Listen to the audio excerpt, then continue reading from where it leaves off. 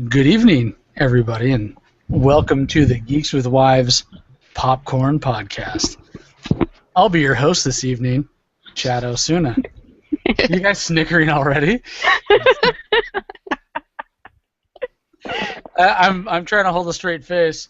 Yes, this is Popcorn number 9.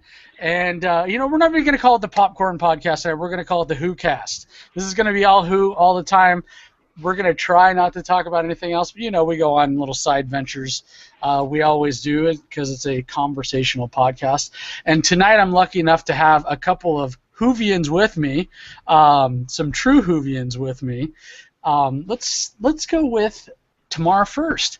So Tamar has found us on Twitter, and we've chit-chatted, and she's a big Whovian and cosplayer and a badass woman that can beat your ass and shoot you to death. All these great things mixed in with geek. So I'm so glad to finally get to have her on the podcast. How are you doing tonight, Tamar? I am doing good. I'm a little tired because I'm on the East Coast, but you guilt-tripped me into saying I was going to... Guilt-tripped you? Hold on a second. You said when you do a Who podcast... This is months ago you told me. I know. And when you do a Who podcast, I will stay up for that. I want to be part of it. I did, but little did I know when I made that promise I would end up working for the commanding general of my installation, so my hours have exponentially increased.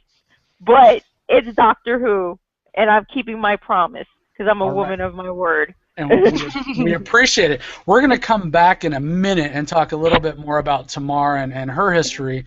But next, I want to just welcome Piper from the Comics the Capes podcast. Piper replaced me. I know those were some pretty big shoes to fill over there at the Capes podcast. How is everything going over there and with you, Piper? I'm keeping them in line over there. Are you? Yeah. Somebody needs to. So there was a lot of dude love over there, honestly. I needed to. Wow. I don't remember that part of it. By dude love, what are we... Where are we going with this? Have you stopped watching them since you left? I don't get a chance to watch that much, but I do listen at times. But yeah, watching is not something I get to do very much. I think if Will and Casey were in the same room, it would be a completely different podcast. But they live like down the street from each other, so they're very. Well, at least they save it for off the air. Okay, well maybe they do. Usually, but maybe had to pick up the slack because it was usually Casey and I. Oh well, usually me flirting with Casey. So. Okay, so now it's them too. I understand now. It's a bromance thing. Yeah, there's a bromance, and then there needed to be somebody with wearing the pants in there. So. But I thought you didn't wear pants when you were podcasting. You're right. Figurative pants, for sure. Like your first episode, that's what you told me. You're like, this is great. I don't have to wear pants. Mm-hmm. And I'm sticking to that. I've only worn pants for one podcast. All right. Now, I got to actually watch and butt in the other night, which was fun. So I got to be on the Capes podcast a couple weeks ago for a little bit. Episode, I don't know what number. I don't pay attention anymore. I don't know what number. I really know the number of mine. So let's go back to Tamar because I want to know a little bit of history about Tamar. Tamar's origin story. Give us a little bit of your background, what you do as far as professionally, and what makes you a certified geek and Whovian. Okay, so I am originally from Queens, New York. I have been in the Army for 18 years. By trade, I'm a surgical technician, and I specialize. My main specialty is neurosurgical and spinal trauma. So, but wow. I can do other stuff. Yeah, no biggie. But what makes me a geek? You know, it started when just staying up late during the summer. You know, no bedtime, and I grew up in New York, and if you've ever lived in New York, we have WNIX, Channel 11. And on late night, that's when Star Trek would come on, the old episodes. and I was hooked because my mom and my dad are not geeks. Well, no, I lie. I take that back. My mom was the one that introduced me to Mork and Mindy because my mom loved that. So she loved my favorite Martian. She would watch. So she kind of introduced me into like sort of that stuff. And then as I got older, hardcore into Star Trek, went to conventions, and Doctor Who.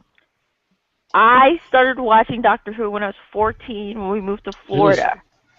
And it was on PBS. It was the old episodes. I'll be honest. I don't know what the hell I was looking at because it made no sense. It was so weird, and you know those costumes and acting make Shatner look like Sir Laurence Olivier. But I was just so enamored with it, and it was just so bizarre. And I didn't know what I was watching. And, you know, this is 1990. No Wikipedia, no Google. So I couldn't look up what I was watching. I'm just like, what the hell's going on? But I can't turn away. And then, but then, you know, Star Trek The Next Generation came out and Deep Space Nine. So it kind of took me away from Doctor Who. So I want to say, when did the new series come out with Eccleston? 2005? 2005. So I was in Korea. When I came back from Korea, because when I was in Korea, I only had one channel that showed like Western TV. Everything else was in Korean. So, and I was in the States for 3 months before I got a deployment to Iraq. But within those 3 months, I managed to get a couple episodes of Doctor Who. And it kind of rebooted it. I was like, oh, I remember Doctor Who. And I watched, what was the episode with Chris? Because for me, I do get attached to the doctors. But for me, every doctor has that one episode that makes me, wow. And for me, with Christopher Eccleston, it was what I'm really tired, so I'm sorry if I can't remember the titles verbatim. It's the one where they go into the future. It's going to be the end of Earth, and he gives his breath. you know that one. But it was really, it was. I really liked that episode. But with Tenet, it was Gridlock, and it's the end of the episode when he sits down with Martha. And he starts talking about Gallifrey. I remember I almost started crying because you can see like the pain of speaking of his home, and that's what won me over with him. With Matt Smith, it's Vincent and the Doctor. So it's you know, those are the episodes that kind of me like I can deal with the regenerations.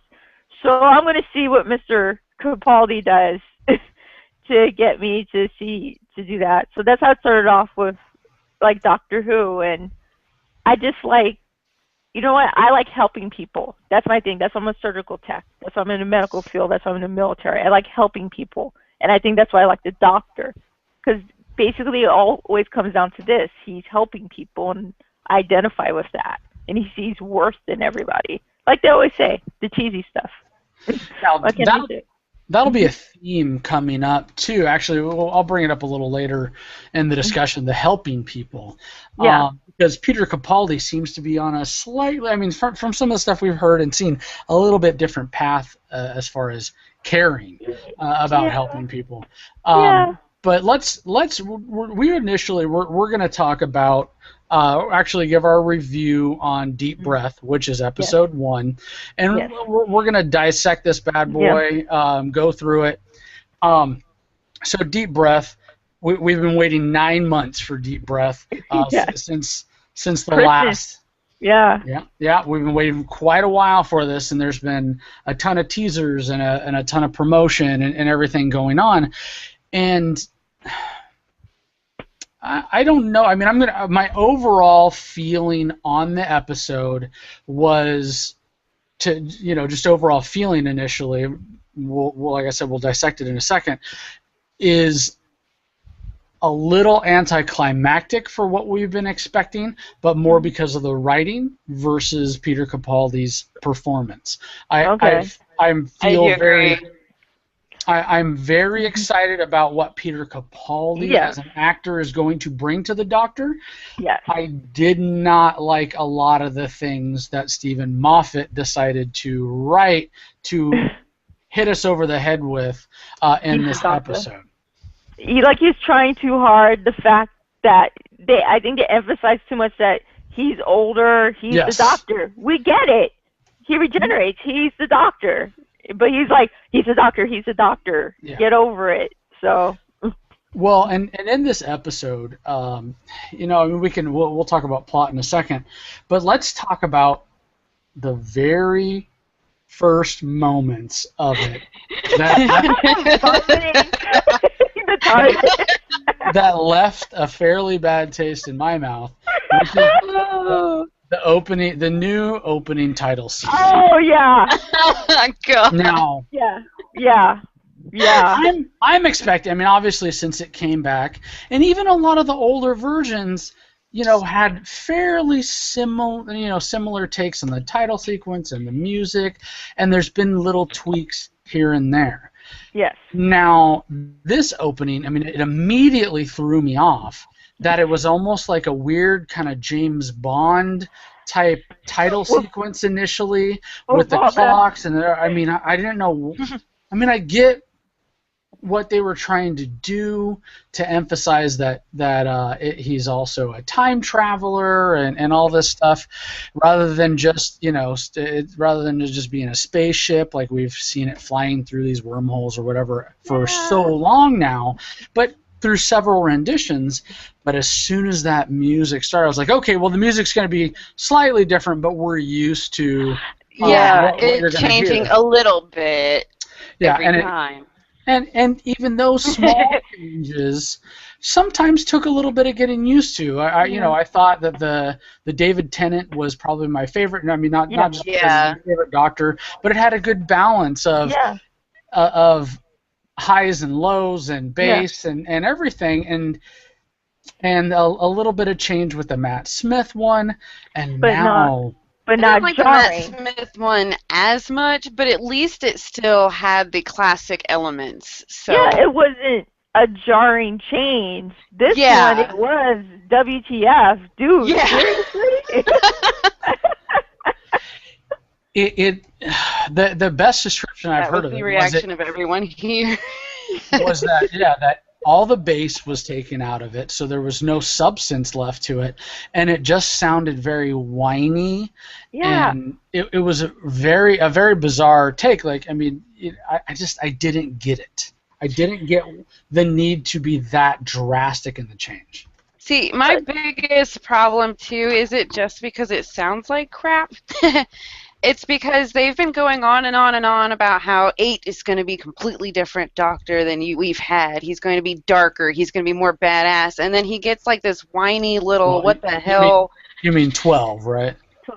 Oh, season 8, Doctor. Season 8. Yeah, my bad. Yes. Okay.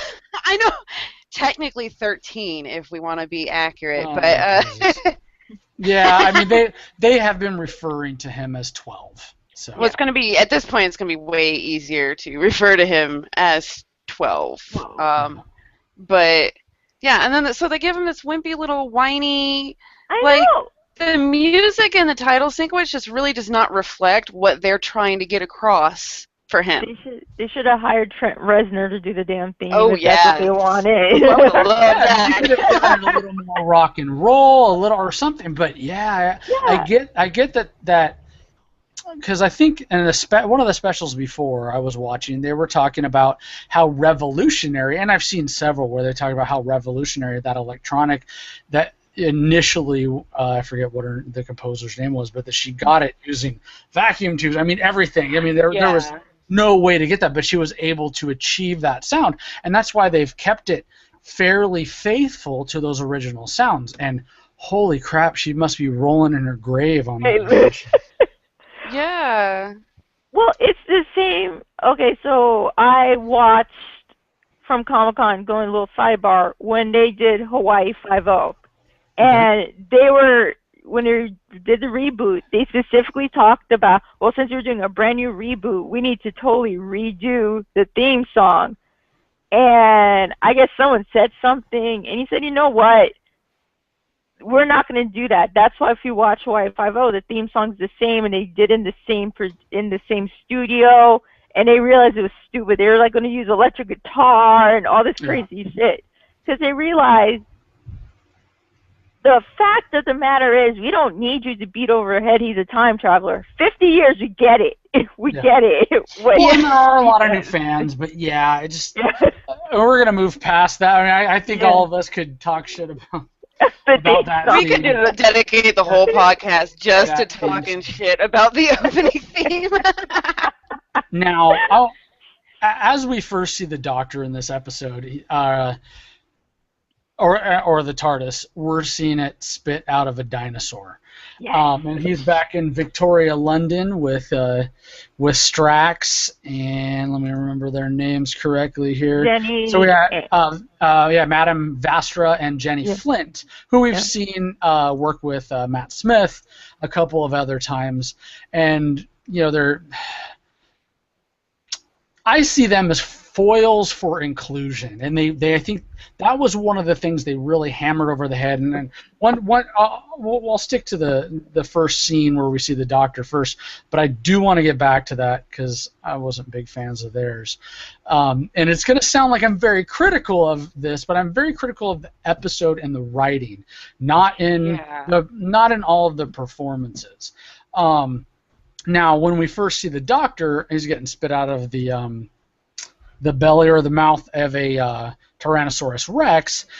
Now, this to me was was also another big change because initially our other regenerations have basically taken place at the same moment that they left off in the previous season.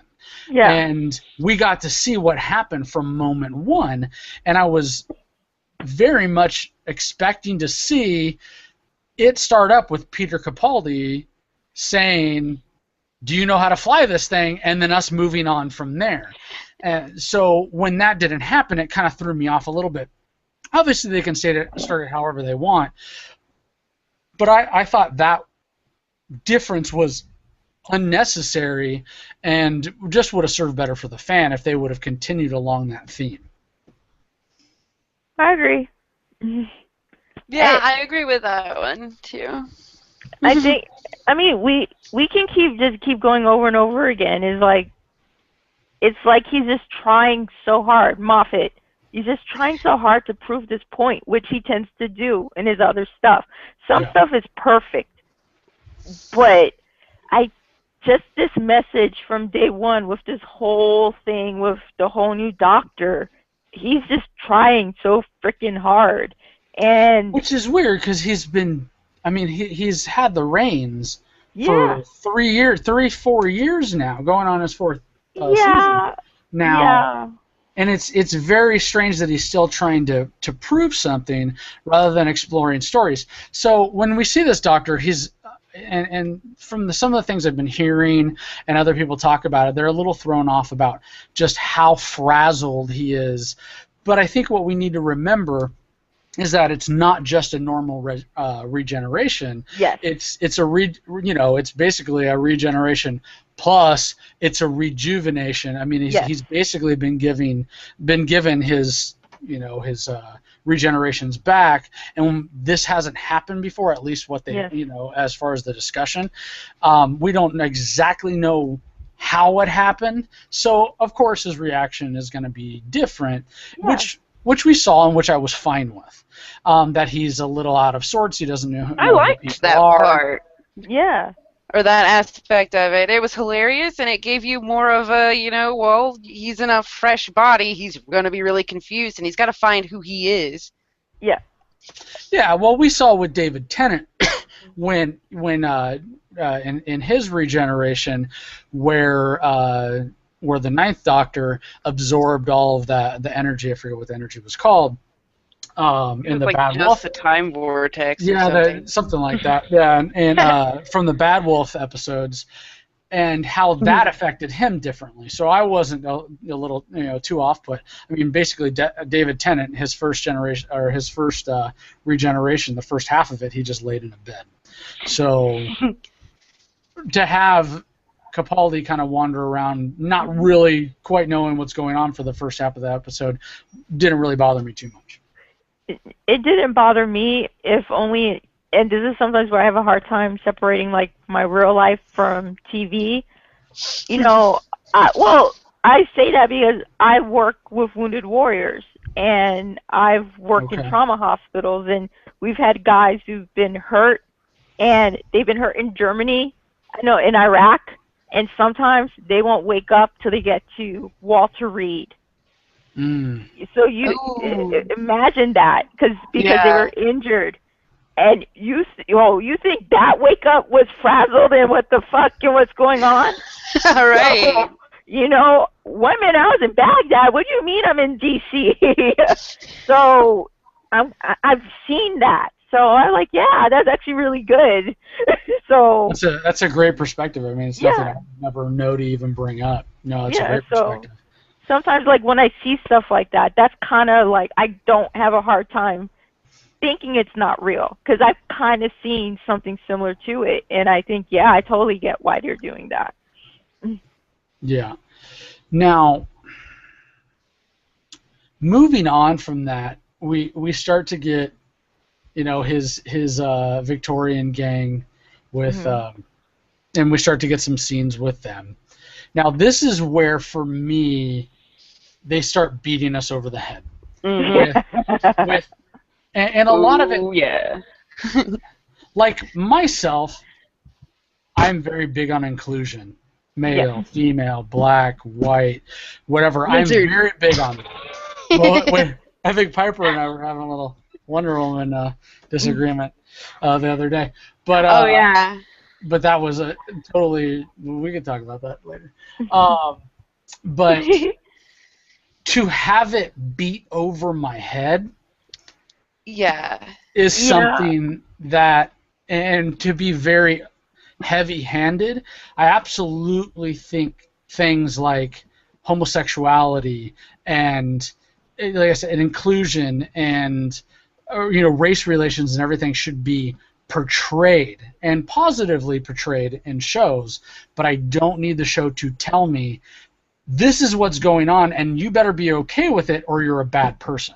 And that's very much how I felt with so much of the stuff, especially, you have the two female lizard and female human characters, and they're married, but I think they could have very, kind of played that off just by maybe showing a wedding ring going, since the last you saw us, we're married. I mean, that kind of thing. But the way that they did it was very much that this is okay, and it is okay, but you're a bad person, and that seemed to be the theme throughout. With their telling Clara, who, sorry if she's in shock that someone, even though she said it, she's in love with, is basically gone. Yeah, technically it's him, but it's not him, and he's gone. And sorry if she's in a little bit of shock, and it takes her some time to accept that change. Like they were kind of real jerks going, how dare you not already be used to this and cool with it? Like, I'm sorry, but I don't care who you are. Yes. He's got to get used to being himself, and you've got to get used to him being him. Yes.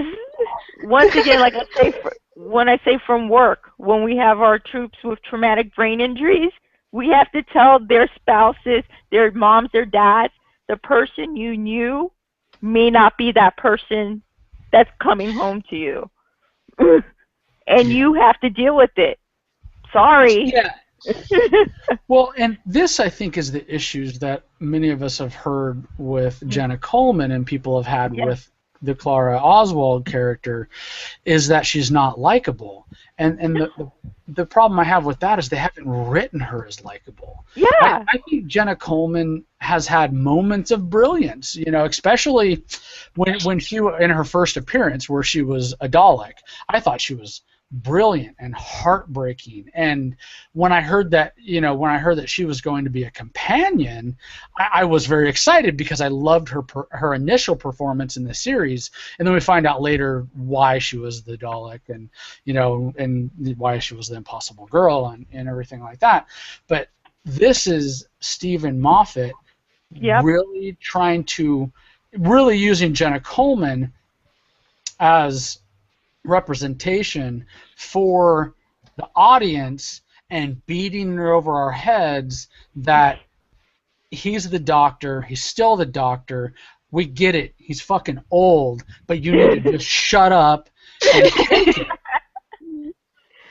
We didn't need that. I don't think a lot of really people safe in assuming that even new Doctor Who fans, they're going to catch on quick if they hadn't already, and I don't think anybody cares. I only heard I heard nothing but excitement for him taking this role. So for them to choose to still have to go, accept it. He's not young. But it wasn't just once. It was the theme throughout the episode, and that's what bothered me. And the whole veil thing, all this crap. I'm like. But you bring up. I kind of wish we just had we got back to the dinosaur. I was pretty upset that or that something, whole part of the plot and then was gone instantly. Oh well, dang, there goes that. Well, and they needed to do that. I mean, it's always good to have a decent character or some supporting characters and a supporting villain, but it's usually not somebody that's big or well known. In our previous regenerations, they've been pretty much characters that we either haven't seen before and haven't seen since, or are just very minor characters. So, and they've been vehicles for us to see just how badass the new Doctor is. Yeah. But Tamar brings up a good point that I didn't think about, and I totally forgot what that point was. I was trying to come back around to it, and then I completely lost track. Was it? But with the Jenna Coleman, with the Doctor, now. I was critical of their writing on that, of her not accepting that he's the Doctor, because she's already gone through and seen several of his regenerations in the 50th anniversary, the Day of the Doctor, so she knows that he goes through regeneration, but making the point that she did lose her friend, and not so much that she lost her friend as far as his face, but in his initial reaction is he doesn't know who she is. Yeah. So she really, it's not just a different face.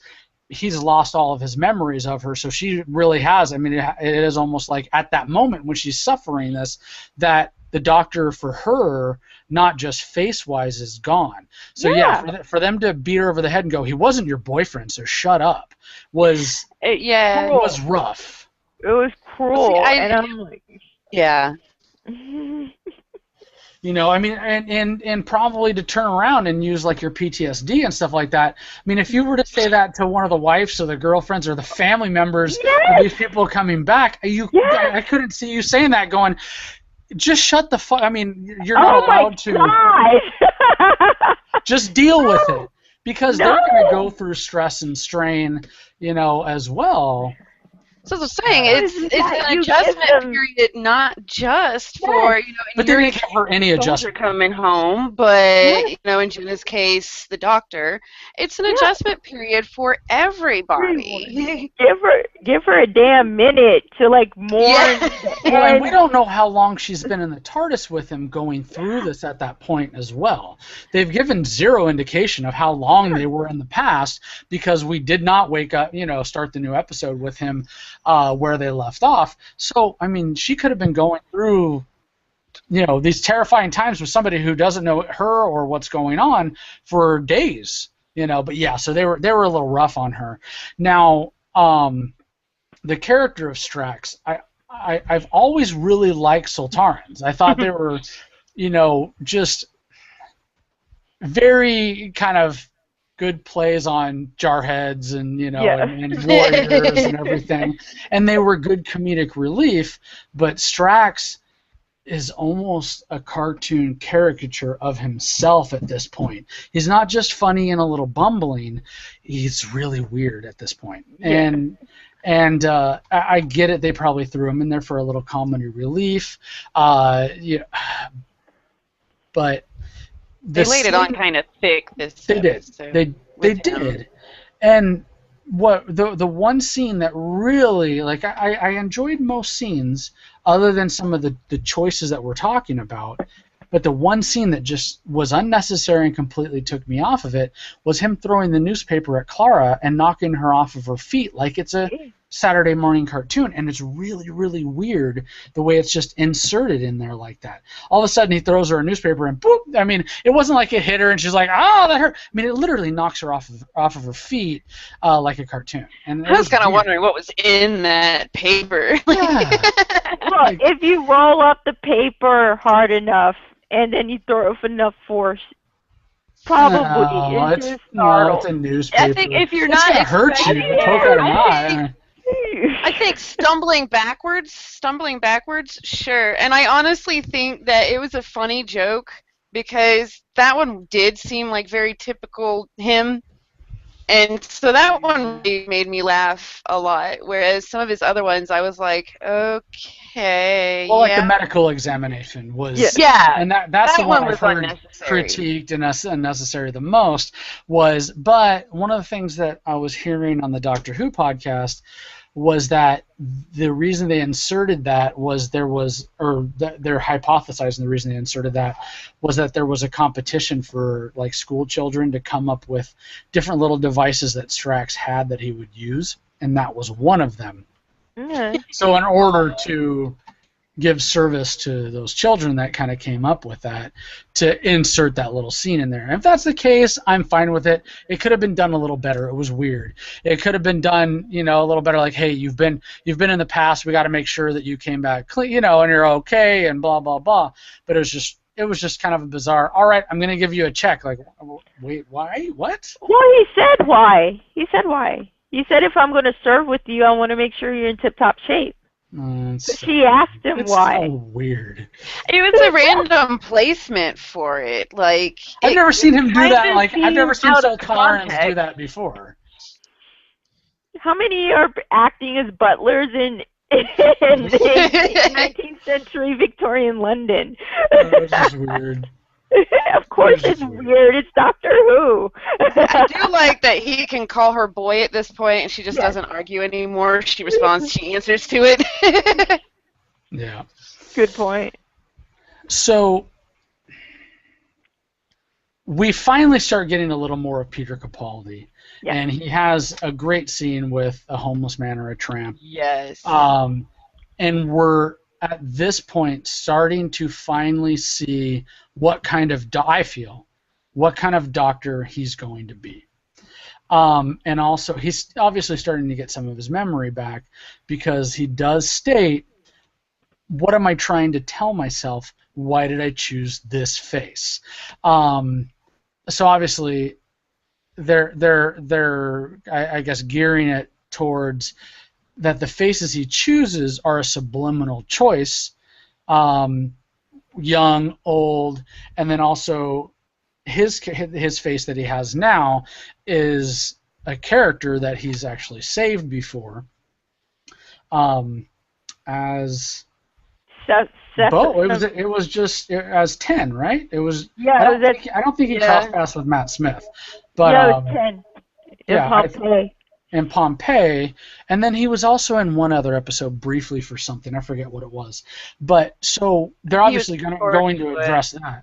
They're going to address that, and there's going to be a good reason, hopefully, behind it, which was, I think, another little dimension that's going to be nice to explore, is why does he choose these regenerations, and what kind of subliminal or subconscious control does he have over them? Well, the way I took it, when I saw Day of the Doctor and I was listening to the thing, and you're listening to the War Doctor, and he's basically like, why are you being children? Because you're not children, because you're so old. And I think that it was guilt from Gallifrey, and they're basically trying to, you know, how you have a midlife crisis, you get a motorcycle. Well, if I'm a Time Lord, I'm going to be young again and live my life over. But they can never escape the fact that billions of people died. And I think now, if you go with Day of the Doctor, Gallifrey technically is saved. And if when he remembers that and he tries to go find it, because I guess that's what they're implying, that he's going to go try and locate Gallifrey, he doesn't need to put that mask on anymore. He doesn't So need that to might be pretend. what he's alluding to. That's what he doesn't need to pretend to be young or relive his life. Gallifrey is saved. Now he just needs to get it out that pocket universe. He doesn't need a mask. You know what I'm saying? Because that's what she said, Vesta. You know, we all wear masks. He doesn't need it anymore. That's my opinion. Yeah, No, I do like How do I what know? that definitely implies. Plus, it's a good explanation for the kind of randomness in the age, the fluctuations. If you think back to the classic ones, it kind of looks like he was slowly getting younger and younger and younger and younger, slowly.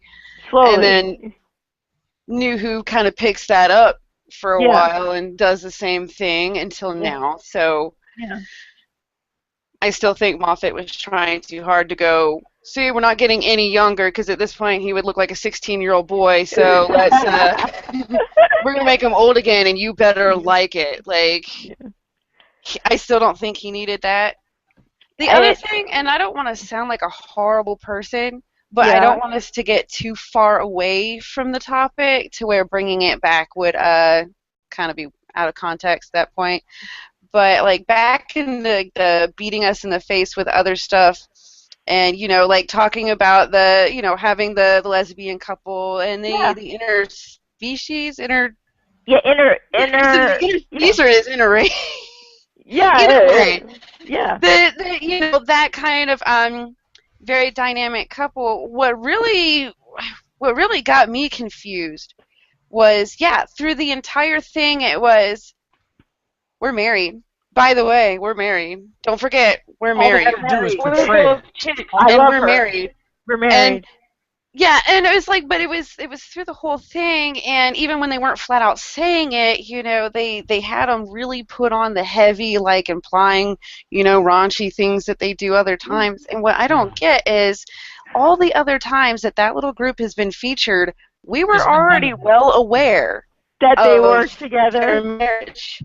And so I don't understand why all of a sudden Moffat was like, in case you forget, we're going to remind you every 5 minutes of this episode. I don't understand. You know why I think he did it? I think he's just being a dick with all the Sherlock stuff between John and Sherlock, so this is him being a smartass. That's my opinion. For someone who has sat in on the Sherlock panel at Comic-Con last year, I will tell you, he's a smart-ass motherfucker. So, I totally think that's why he did it. You know what? You say all this crap about Sherlock, and you know how he's like, no. I'm just going to be a dick and do this here. Honestly, I think because he is such an ass sometimes. He is. And I have friends who live in London and have met him and can attest he's an ass. Oh, he looks like an ass. Gaddis, they tell me, totally cool. Moffat, asshole. It added to the feeling of when we were sitting here watching this episode, I was starting to wonder if Moffat had even done it. I was kind of like, Moffat wrote this one, right? He's still doing the show, right? Because this seems like somebody that's like has no idea what's going on coming into this show going, well, it's my turn now or something. Yeah. It was weird. Well, Doctor Who, and it's Doctor Who, the series is very unique in its appeal, its broad appeal, and its worldwide appeal. Yes. And with that, I mean, them beating us over our head, my feeling is that they were trying very hard to, A, guilt you into going, just accepting the changes. And I mean, it's the age difference and all the other stuff, but maybe the feeling of a social global responsibility to show that these things are okay. It's just weird because obviously, Matt Smith, I mean, they could have portrayed a doctor as gay, but I mean, Matt Smith is gay, right? Yeah, I mean, didn't he just marry his boyfriend? Right? Oh, did you just? I have no idea. I'm pretty sure. Mark Gaddis. I'm gonna have to look this up because otherwise. Mark Gaddis is gay and married to his what is? Hold on. Did I? No, I thought. Is it? Man, don't be putting shit like that out on the internet. Hold on. He has a girlfriend. Okay. Maybe okay. Then it was something else. This is a very common question from the looks of it. You know why? Because he's a freaking hipster. That's why. He's a freaking hipster. Okay, and he's on the bubble. I'm sorry. Yeah, it was Mark Gaddis. I saw that years ago. Yeah. But he very easily could have played. I mean, he played ambiguous okay at times, but his doctor did get married. But I mean, which brings up where you're so staunch about inclusion, but the doctor still ends up being a white male after 50 years, that was weird. You want to hammer us over the head with this, but he's still a white male. And this is why my friends can't stand Moffat. This is why. Because a lot of people who do you know, there's a couple frontrunners people thought, dude from 12 Years a Slave. I can't pronounce his name. Chuck. Oh, he was nominated. But you know who I'm talking about? I do. I can see the face. Yeah, but I think he was a front runner actually for it. I heard that too. Yeah, he was a front runner for being the doctor. But basically, Moffat was like saying, nope, not going to happen.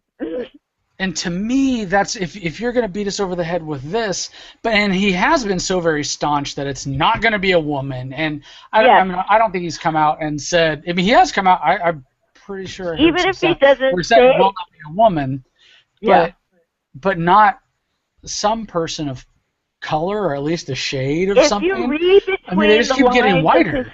If you read between the lines of his statements, like he did, especially right when 50th anniversary. I work for the government. I can read between the lines when someone's saying stuff without saying it. Yeah. And he was saying it was going to be a woman, and he was saying all the other bullshit they say not while I'm in charge. Yeah, not while I'm in charge. And the thing is, right now, between Sherlock, this is why my friend Marie can't stand him. Between all the success with Sherlock and the success of the Doctor, the BBC is letting him do whatever the fuck he wants because he's bringing them money, and we all know money talks, regardless of what the fans want. And as much inclusion as they beat down our throats, it's still a show dominated by white males and white females, which is sad. Yeah, because maybe that's why he's beating it down our throats, at least, that he's allowing, I guess, a lesbian couple on here so that he can go, no, you can't call me all these other things because, look, lesbians, I guess. If you could hear some of the comments he's made over the years about women and stuff, like how he even talked about his wife, like he was scared that his wife was going to get fat after she had their kid. That's him talking about his wife. See, I just don't like him, so I don't read about him much. His wife is pretty fat. His wife's like his partner for Sherlock, Sue. I can't remember because she was at the panel too. He says this shit. He's an asshole, but because also he has sparks of brilliance. Yeah. He gets away with it. He gets away pretty with much. It. Yeah. I know that they were tracking I can't remember what it was, but I was reading it, and they were tracking the female companions and female supporting cast and how much screen time they would get in episodes. They did a chart. Yeah, they had tons of screen time until Moffat took over. And now they don't get nearly as much screen time. Not even close. When the first showrunner had it, and actually when Moffat wasn't the runner of the show, with him, when he was running the show, Rose and Martha, they had tons of screen time. And, and they were really family and friends, well-rounded standalone characters too. Really strong because Moffat was writing, but he didn't have to control the show. Well, Donna and her family. I mean, think about. I mean, my biggest tear-jerking moments on that show are with Donna's grandfather. My God! And the doctor saving him, and him saying goodbye to him, and everything like that. But yeah, I mean, you're right. We've kind of, and we're veering off. Well, I'm going to rein us back in here in a second. Yeah. But yeah, I mean, his focus has come back around to the doctor, and you really do suffer, with that. And we don't have a fair representation of society. I know. Recently, I mean, if you look at, like, I'm actually looking at the cast list, and it's just white faces all the way down right now, and it's kind of sad, especially with that theme of inclusion. That theme of inclusion, and I'm sorry if they try to use an excuse. Well, we're in England. I've been to London. There are plenty of people of different colors wandering around that city. Theater trained. You know what? I went to London in January, and I saw King Lear at the Olivia Theatre, the National Theatre, and they had plenty of black actors in different roles in King Lear. So there's plenty of well-trained, talented actors of different races and sexes that they could cast from in that country. It's just Moffat, but let's bring it back to Doctor Who. Yeah, I don't want to, because we could also bitch about him the whole time too, just like that terrible, terrible theme. That'll be the next theme, just the theme. The theme of the next podcast is the theme. I was trying to find it to play it, I can't find it anywhere. I couldn't find it anywhere. It's so bad. You can't find it because nobody wants to listen to it again, so nobody put it on the internet. Terrible. Let's not. Instead, you did. Now, you know what? I don't even think we need to talk about the villain. The villain is a throwaway villain. Oh my gosh. And well, we don't need to spoil that for anybody who wants to go out and watch that. But there are some points where during his interaction with the villain that obviously the villain's being used as a mirror for himself, where he does tell him, "You've changed your face and your parts so often, you're not even the same being that you started out as."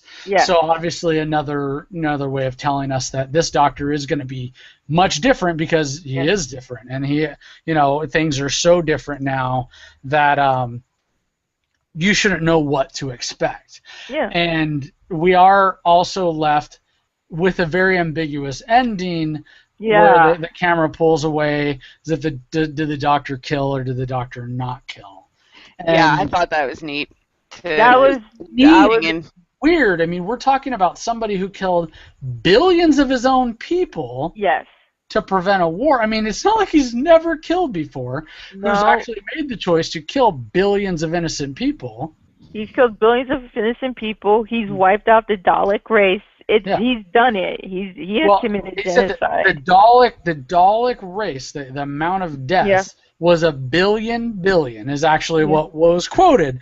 So for them to make a big deal about did he push him or did he not was a little weird to me. I think they did it because if you think about the other doctors we've had, they've still kind of had the personality of, okay, but we want to give him a chance to fix this without violence. Or we want to try to, solve this. His companion was at risk, though. And his companion was at risk, so I don't know. I mean, I'm trying to, think of what, except, especially against the Daleks, which, okay, whatever. But the whole planet has been at risk, and he has still sat there and been like, or, you guys could just quit being jerks so I don't have to do this thing that might kill me and you guys, kind of stuff. Well, And he's been carrying that guilt. He was carrying that guilt Yeah. of Gallifrey. I've always understood that reluctance for him to ever, even though he probably could, if you Yeah. had that on your back, that you were responsible for how many, they said 2.4 billion children, that would always make me hesitant. Yeah. to do See, that's that. why I liked that ending part of the, Yeah. did he do it? Because he mentions the programming. It was Yeah. kind of another stab at, he was like, well, one of us can actually change our Programming. programming. And I think that was another hint of, well, I'm going to be different, very different in behavior than the other doctors we've had recently, too. Yeah.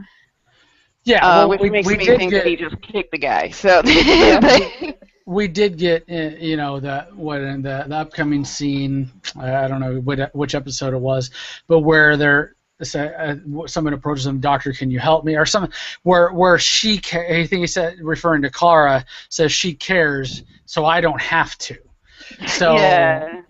he's obviously going to be a little more irritated with the human race, and just not as over-compromising, in what he does, just probably a little more focused in the choices that he makes. Probably. What did he say, like, humans had, like, pudding brains or something? Yeah, that's what he calls them. The planet of the pudding brains. Pudding brains. So, now, the episode did end, and they've promised us no overarching in the season, and I think they already broke that promise.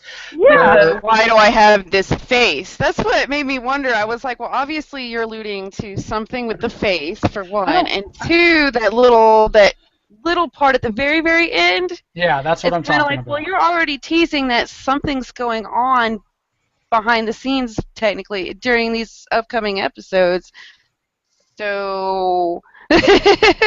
My boyfriend? What the hell does that mean? Yeah, it's weird. Yeah. But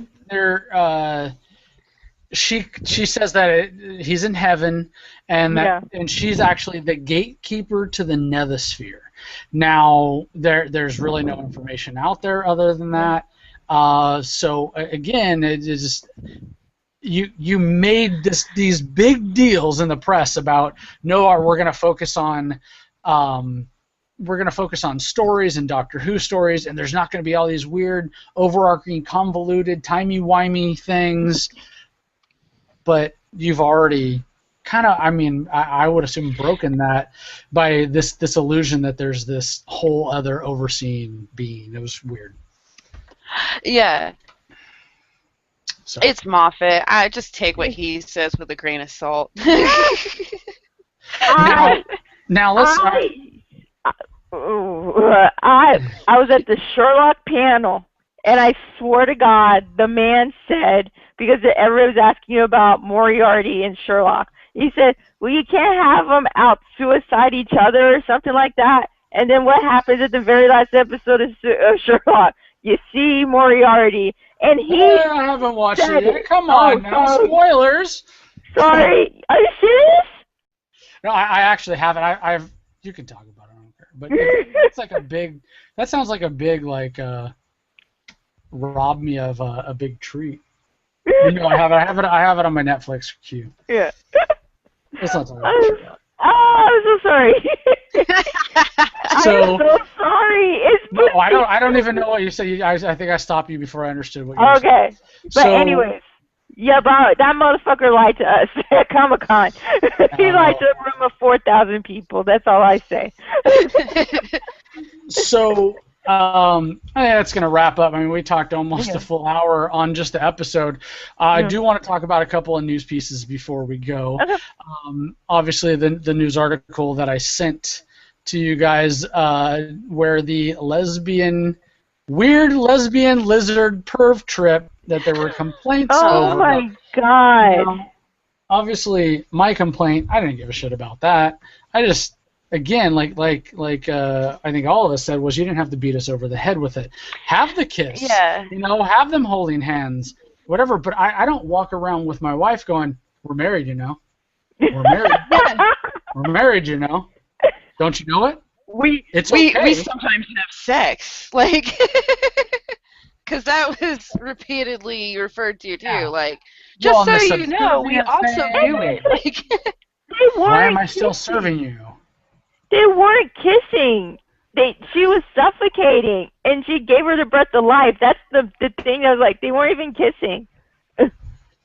yeah, the way it reads is the BBC sci-fi drama came under fire from some fans, obviously not. I don't know what the hell you would call people like that, for the inappropriate.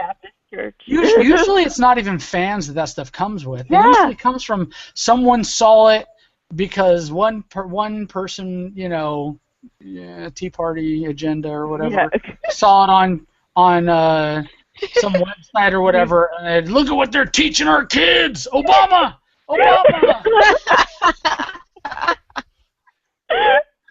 And that's very, very much how this feels to me. It's pretty much, yeah. So. It's what I thought was the funniest part of those news articles was they kept going on a children's show, and I'm like, have you not been watching this? Yeah. I'm like, for a children's show, which Doctor Who originally was. I think at this point we've kind of moved past that. Yeah. We know that our audience is mostly adults, I think, or I wouldn't say that. Kids absolutely love Doctor Who. Kids absolutely. My kids love to watch it.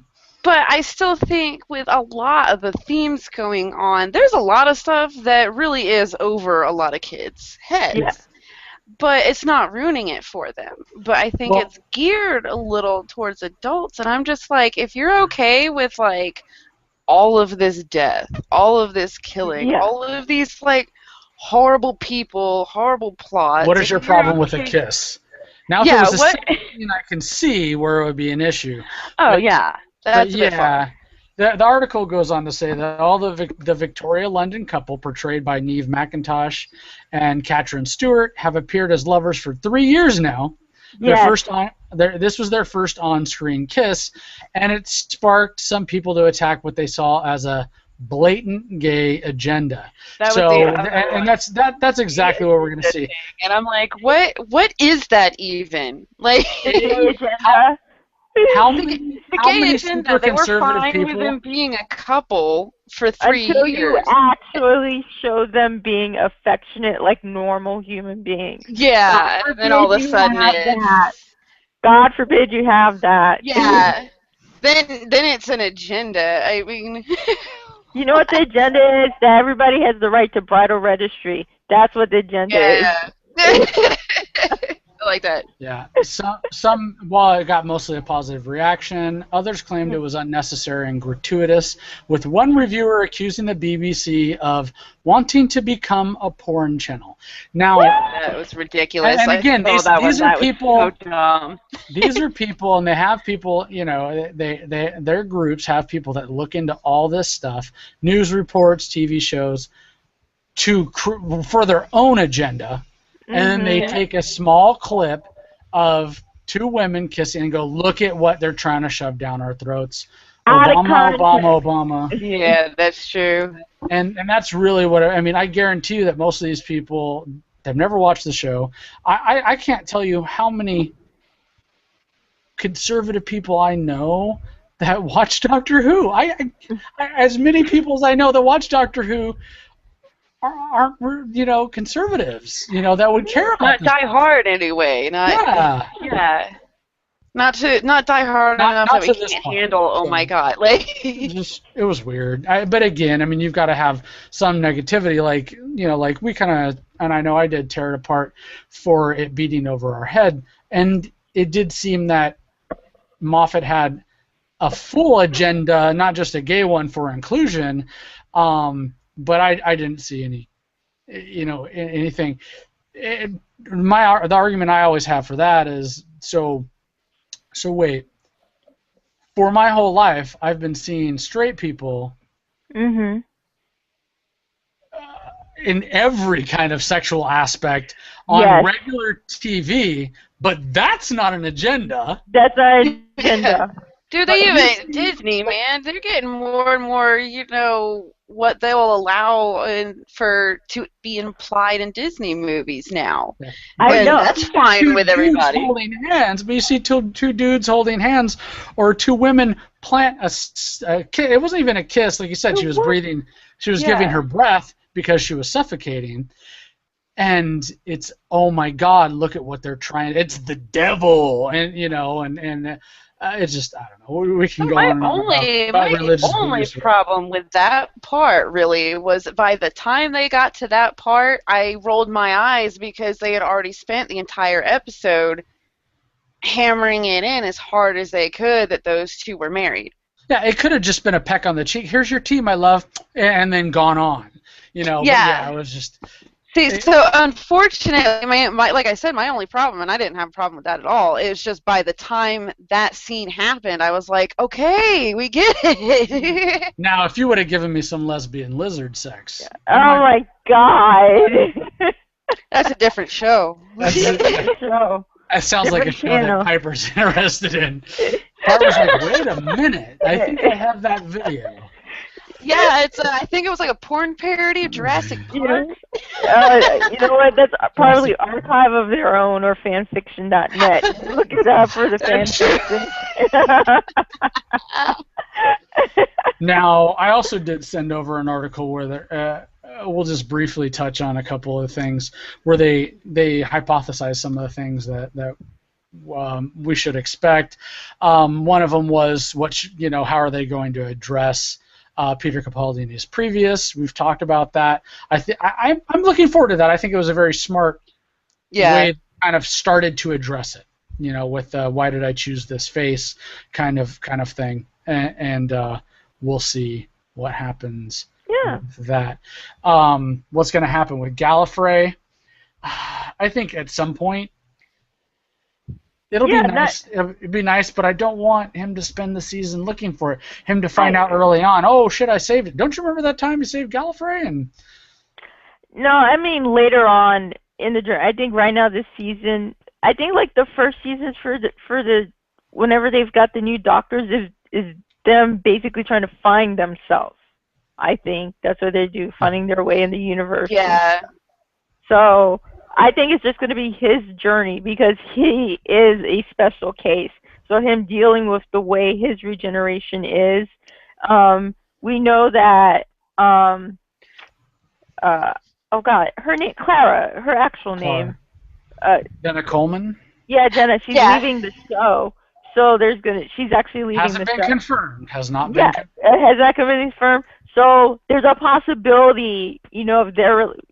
I think it's just going to be the journey of this Doctor for now. Later on, they've got that out there, Gallifrey and whoever, we'll see. Well, and we have the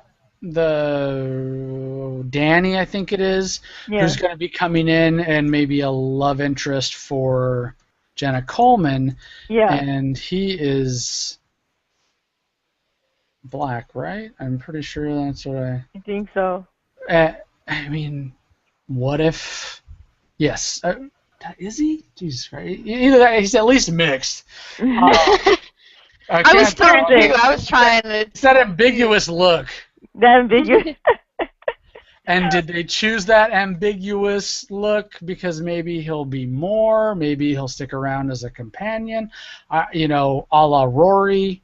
Who knows? But yeah, they've rumored Jenna Coleman is going to be leaving, and this is rumors, not confirmed by anybody. That she'll be leaving in the Christmas special.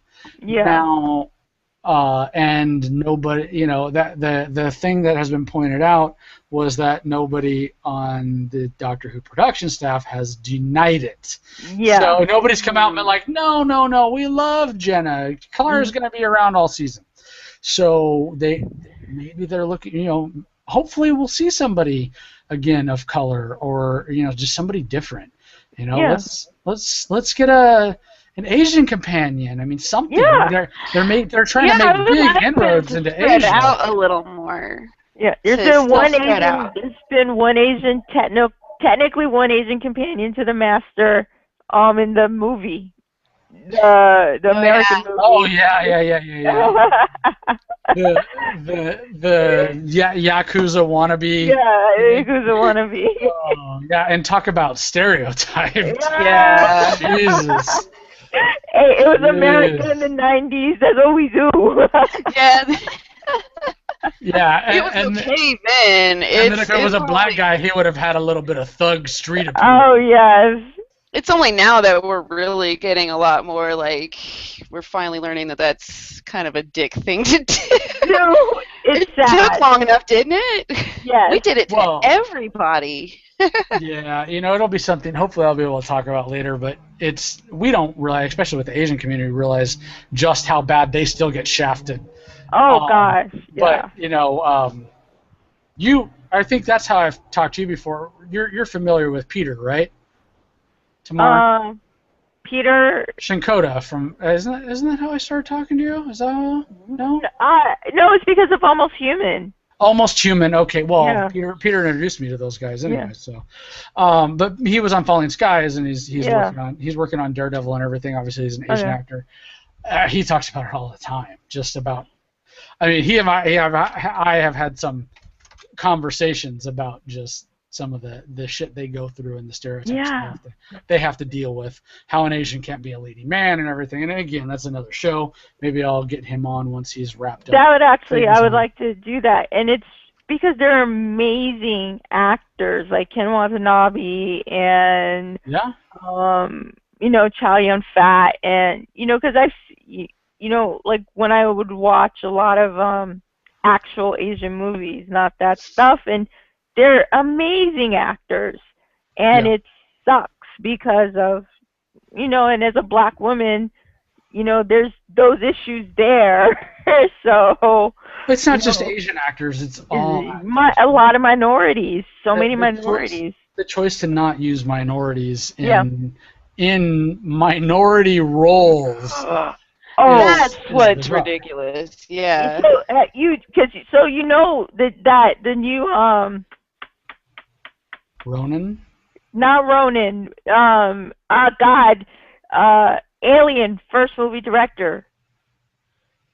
Oh, the first director was Jesus Christ, I just completely forgot. But he's directing a new Ridley Scott. Scott. Yeah. I was going to say Prometheus, everything else. I couldn't. No. He's directing Exodus. The Bible story. Look at the cast. They're all white or British. And all like. But then if someone did a graph of all the lead roles, and it's Sigourney Weaver, Christian Bale, I think Russell Crowe. Christian Bale's Moses. What the? He's Moses. But then what they did on the graph was then on the other side from IMG, servant, slave, criminal. They're all black, African. Every minor role, like for villain or slave or whatever. That's who they casted in the minority as minorities. Yeah, those are the things I had thought we had so much of that fixed, at least on major movies, but yeah, that one I was a little too when I was like, oh, Christian Bale's in this movie, like who is it? Moses? What? Moses. Yeah, but okay, that's a different show. We can get on that. This is the Who. We did so good till the very end about not talking about anything, but Doctor Who. I'm you know what, and again, I know there was a lot of critical points, but if you look at it, a lot of them a lot of things that I was critical about were small things that as long as they don't continue at length or exacerbate themselves, we should have a great doctor. Hopefully they'll listen and learn, and we'll get some great. I think Capaldi, if you listen to some of the interviews with him, he's such a true, huge Who fan and has been for his entire life. I mean, I feel bad for Tennant here because Tennant, the whole reason Tennant got into acting, period, was because of Doctor Who. Yes. And everybody's going, oh, Capaldi, he's such the biggest fan ever. Finally, one of us is playing the Doctor. And I'm like, Yeah, because Tennant totally wasn't the Doctor before. Like, I haven't heard of that. I always heard, about his fan love, his fandom for it and everything.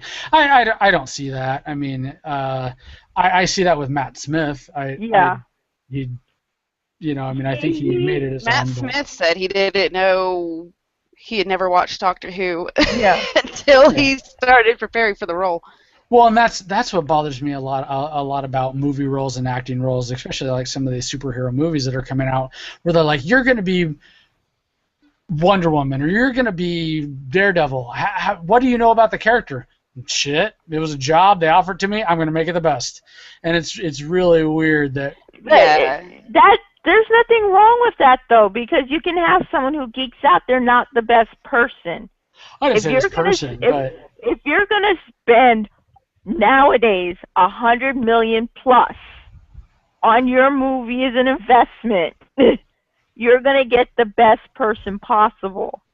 And having necessarily a fanboy or fangirl be your actor. You don't have to be a fanboy, but familiarity with characters is usually nice. Here's the best point for this. Robert Downey Jr., if he had never freaking heard of Iron Man, he's still the only person that can own that role. Because regardless. Because he is Tony Stark. His life story just happened to meet up. Yeah. I don't necessarily need someone who lived, eat, breathe. Well, they don't need to live, eat, or breathe, but I think they should have some passion for the character. If they have, for a lot of them, if it was to work with the director or it was to work with the cast, that's what gives them that passion. Because for a lot of them, a lot of people wanted to work with Jon Favreau, and they wanted to work with RDJ. That's why Gwyneth Paltrow said she did it, because she wanted to work with Robert Downey Jr. and Jon Favreau, and she ended up being, a really good Pepper Potts. And everybody's Pepper Potts. I mean, I'm sorry. It's not. I mean, come on. I know. Now for Samuel L. Jackson, he said he loved Marvel comic books. He read them as a kid, and he was the one that asked, "Hey, do you have anything for me?" And then they said, "Actually, yeah, we would love for you to be Nick Fury," which turned out to be great. Well, they recreated Nick Fury in his image. Years before. It was an improvement, if you ask me. It was a huge improvement on that character. David Hasselhoff? But David Hasselhoff is awesome. No, and the comics. They modeled the new Nick Fury specifically after him. Him. Yeah, but it's not just coincidental that he looks like him. They made him in the comics to be Nick Fury. So. And it was an improvement. Like it's an improvement. Yeah, he's way more badass now. We can go on and on about this tonight, but we're gonna jump into final thoughts because I know some people need to go to bed.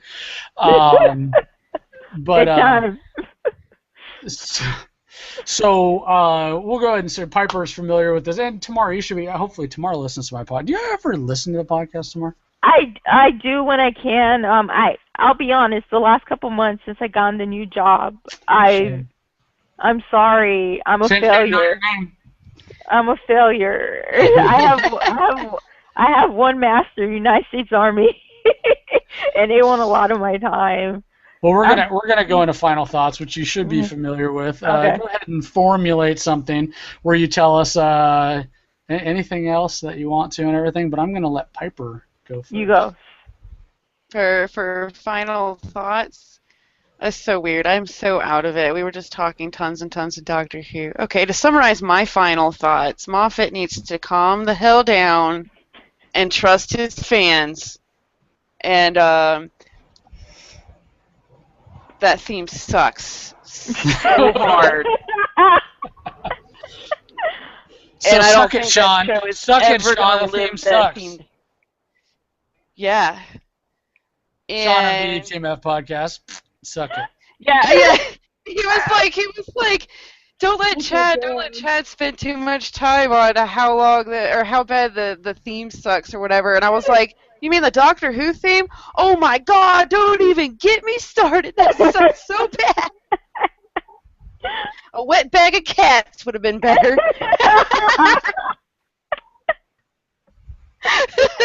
Or at least about the same. But and then other than that, catch me tomorrow where I'm usually supposed to be. On the comics podcast. I finally get to well, I called Everett out a long time ago, and now we finally get to hash it out finally on a podcast. He's going to be on it. Yeah, I know. I want to get Casey on to hash it out about this Wonder Woman thing. Actually, I want to spend like 2 minutes addressing that, since I do have you on there and you jumped in there. True. I did get a little flack. Now I want to clarify about my comments last week about Wonder Woman and a Wonder Woman movie, or a female-led movie, and they were in no way stating that in order for it to be a good movie, that a female movie, in order for it to be good, that it needed a male to carry it. And I don't think those words came out of my mouth. They did not. But to it on the internet. But to clarify, my speaking from a business standpoint, what I was saying was, in order to reach the type of broad base that studios want to reach these days, that what movies and all movies need are identifiable characters for all types of people, not just men and women, boys, girls, black, white. I mean, these are the kind of things that we need. So for them to just put out a Wonder Woman-centric, Wonder Woman-only movie, that it could be very well written and very well done and very well acted, but it will not make the money that they hope. But why will Superman and Batman be enough? Yeah. I'm sorry. Superman had a movie. Superman had a movie all to himself, and well, it sucked anyway. It was I'm not even talking about Henry Cavill. I'm talking about from the beginning with Christopher Reeve and stuff like that. Why is it we're talking about the way Batman? things are. Yeah, but the way I'm talking about is today's type thing. Because women and boys and men and younger girls are all a different demographic and do have some share over in that. The problem with movies like Superman and such is you'll have a very large young male demographic that will not care if Wonder Woman is a good movie. Young boys want something identifiable. Now, you can lose that demographic, but that demographic is huge, which you see in things like Transformers and such, which is a terrible movie. Yeah. Well, exactly. I mean, it's Thank you. But the power of the dollar and young boys, Transformers is the only movie that has grossed worldwide over $1 billion this year, which is almost double what the next Guardians of the Galaxy. Which is insane, because which is that insane. Transformer, I couldn't even watch it because but that's the power of the young boy and young man. I'll be honest, Michael Bay, like the New York Mets, crushes my heart all the time, because I am not a young boy. I'm a 38-year-old woman with ovaries, functioning ovaries, thank you. But I grew up watching G.I. Joe and Transformers, so I have that attachment to them. So even though, and I have fond memories of the first one, because I saw the first one, I swear to God, in July in Iraq. I stood in line for 3 hours in the middle of summer to watch it, because they sent it to us for free, because where I was at, we had a giant movie theater that Saddam had built. It could fit 750 people. I was off. I stood on line for 3 hours. I swear to God, there's literally 1,000 people waiting in line to go see this movie. And then the way it was shot, especially the opening stuff like the Scorponok attack, when they're showing that stuff in the airlines, those were the crews that were on my base.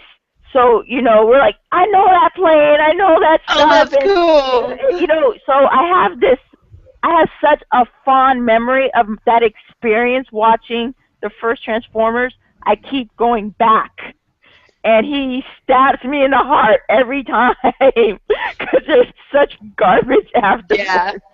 Yeah, and that, I mean, that's... Yeah, but going back to what you're saying, this is my argument for Wonder Woman or whatever female-based thing.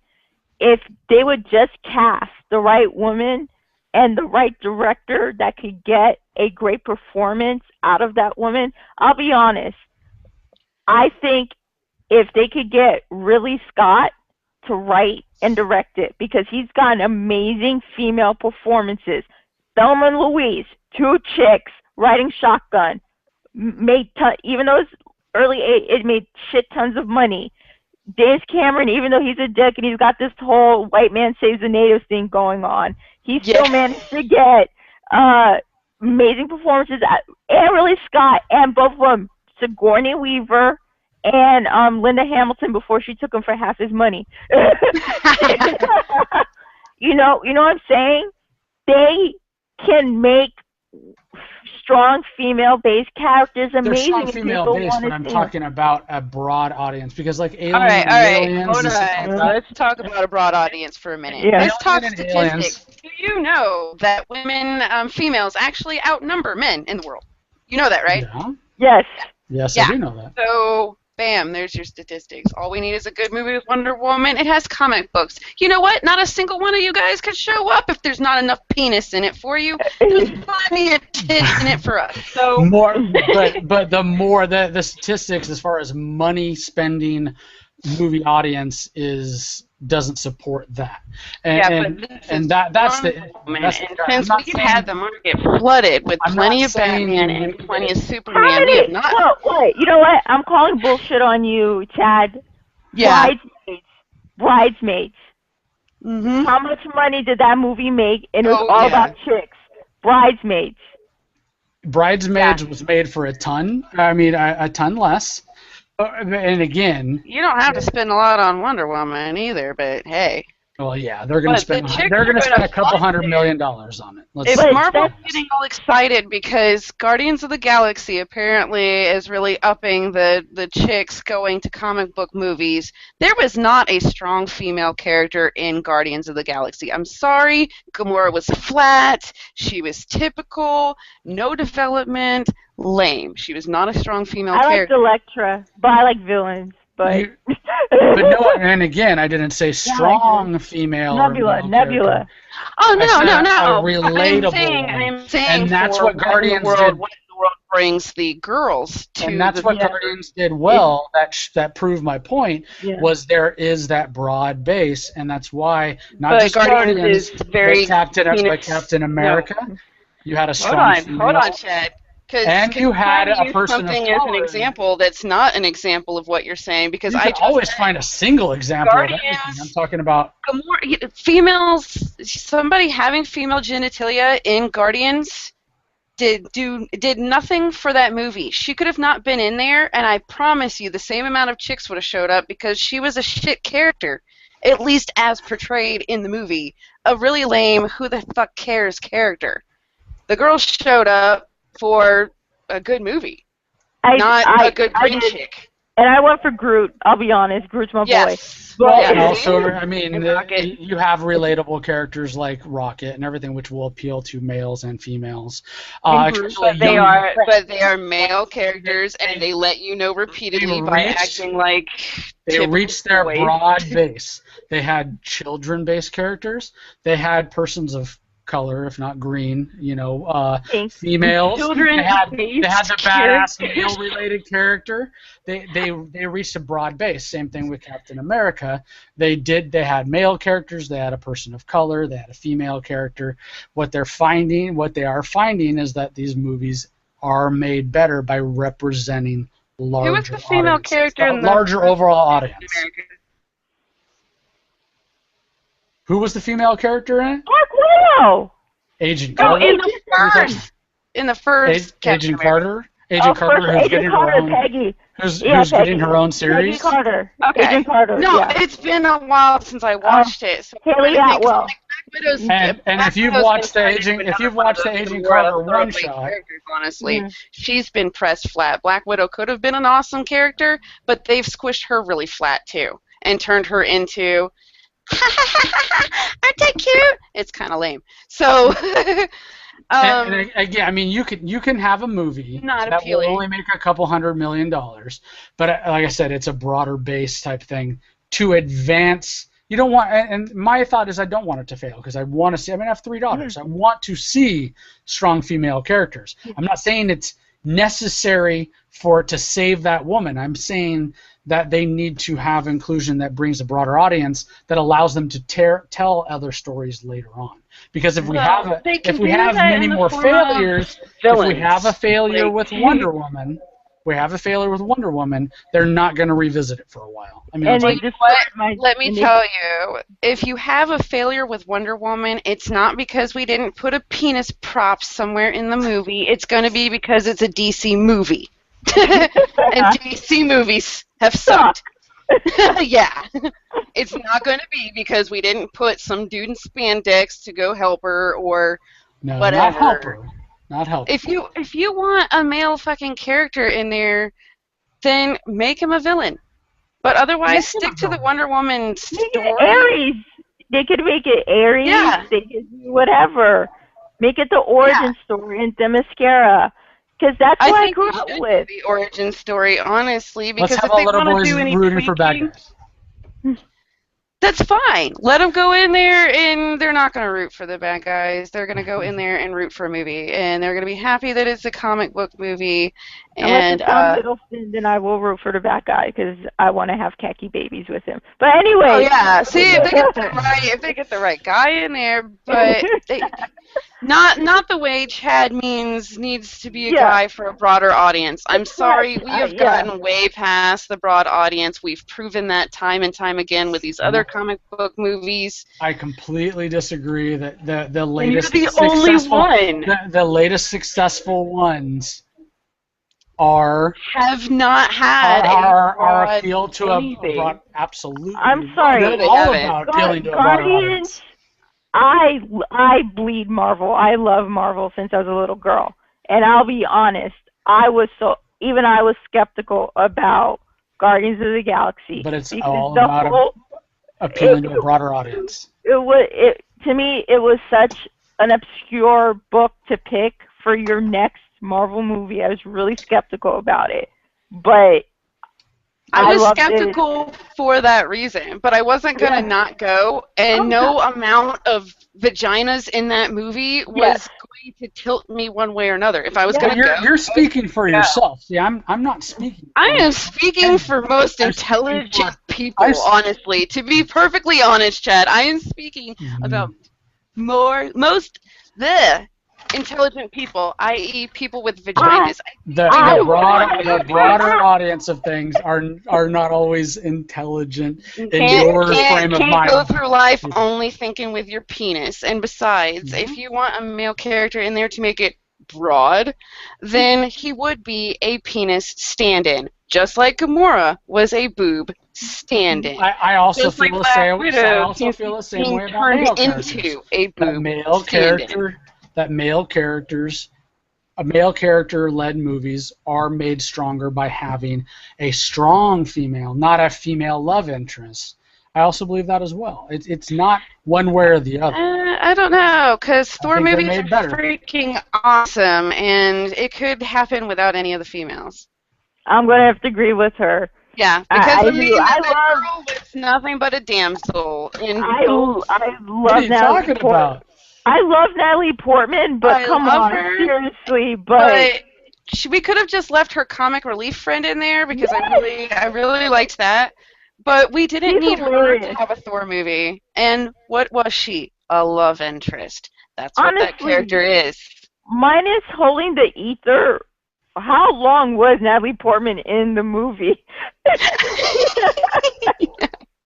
Honestly, and I tell people I'm part of the Loki army. I was more concerned about Loki anyways. Yeah. Right? Yeah. But he's saying that hot guys can't make an interesting movie for girls. Magic Mike. And That's not what I said at all. and apparently Not hot what I said at chicks all. can't make a movie for guys. We know this is wrong It's because not- we know guys. Guys know guys. But you're treating everything as if it's somebody within your own mindset, and that's not what I'm treating thinking it with of. somebody Because with common, boys like, and girls aren't looking at it that way. And I and wasn't young, that interested in Guardians of the Galaxy, and I didn't go, oh, Young- sweet, the chick, I'm going to go see it. young boys and girls aren't thinking the way that you are. But we're going to end it there. And again, the strong female character in Thor is Sif. We're talking about Natalie Portman. And Sif... She was hardly freaking in there either. What are you talking about? She was on Earth for a lot of the time. She Well, didn't make a big appearance in the second. one. She was And then- part of a collective, though. And her appearance on Agents of S.H.I.E.L.D. was... That was cool, but that also That was shows cool. that she's not considered that huge of a character because they got her to show up on TV. Thor hasn't shown up on Agents All of right. S.H.I.E.L.D. We're way over. We're gonna wrap this Luke is up. not We're, there. we're gonna agree. We're gonna agree to disagree. This was But- fun. I had a blast. So, Tamar, did we get your final? Did we ever get your final thought? Oh, Tamar. So, why don't you zip us through a final thought? Where can we find you? I am, well, I'm getting ready for New York City Comic Con. I'll be working again at the Marvel booth. So that should be interesting. Other than that, I'm in my real life United States Army at Walter Reed. Just doing Come stuff. see her there. You can hang Yeah. out. Go see her. Don't get shot. Don't get shot. That's my final thoughts. Do not get shot. I don't know if I can top that one. Don't get shot. So, yeah, I've got nothing else. I'm all talked out. So from all of us at the Popcorn Podcast, I want to wish you a good day. I hope if you're going to bed, you have a good night, and I'll talk to you next week. Bye. Bye.